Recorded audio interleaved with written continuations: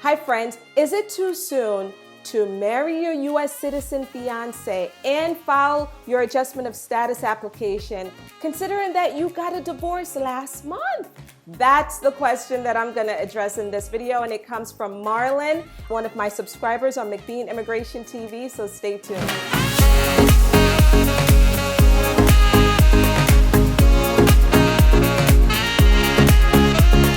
Friends, thanks for watching this video. I'm going to dive right into Marlon's great question. In fact, when I saw this question, I said, yes, this is a great question and I'd love to do a video about it. So thank you, Marlon. Here's what he asked. He says, hi, I watch your videos every time.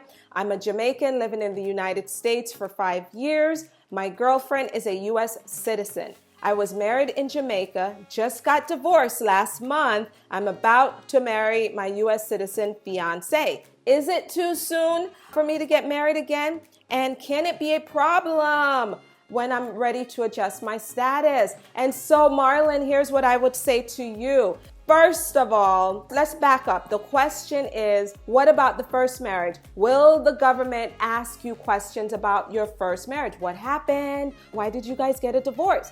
The answer is no. The government will not inquire into what happened with the first marriage. The only time that they would really dive that deep into your previous marriages is if your previous spouse petitioned for you and it was denied because the government believed you guys committed fraud. And then they're going to dive deeper to see what happened and whether you're eligible to move forward with adjusting your status. But that's not what I gathered from your question. So no, the government will not look into your first marriage as far as what happened. The main question, however, that you have is about timeline. Is it too soon? You were married, then you were divorced last month, and now you want to marry real quickly again and file for your papers.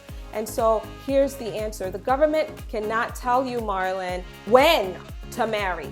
The government cannot tell you when. There are so many different cultures out there, and you are free to determine when to remarry. The issue, however, Marlon, that you need to focus on is intent.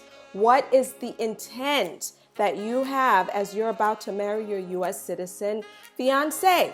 Is your intent to stay with her forever for the rest of your life and have a future together?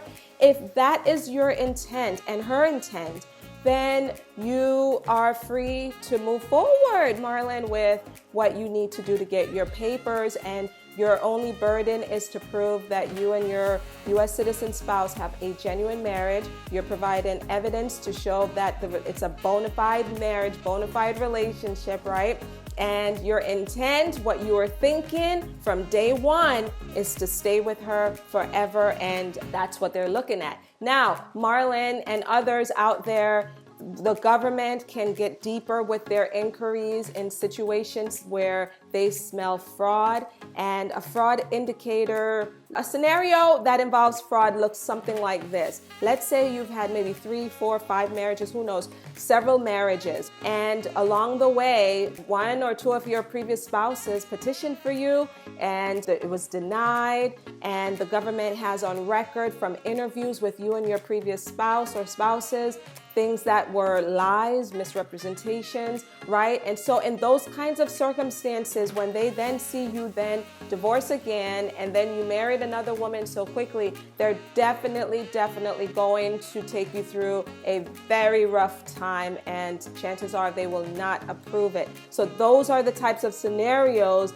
that the government is looking for when it comes on to like marriage fraud. And so if this is just your second marriage and it's not a fraudulent marriage, then you shouldn't have anything to worry about. I love your question. Guys, go ahead and comment below, ask me another question, and I just very well may do a video about your question. And if you have not yet subscribed to McBean Immigration TV, go ahead and subscribe and hit that notification bell so that you'll be the first to get wind of my videos each week. And then also join my email list, because I have a lot of good juicy stuff coming out of my email list each week to those who are following me. So subscribe today. Friends, I love doing these videos and I look forward to speaking with you again. Thanks so much for watching this video, and I will see you in the next one. Bye-bye.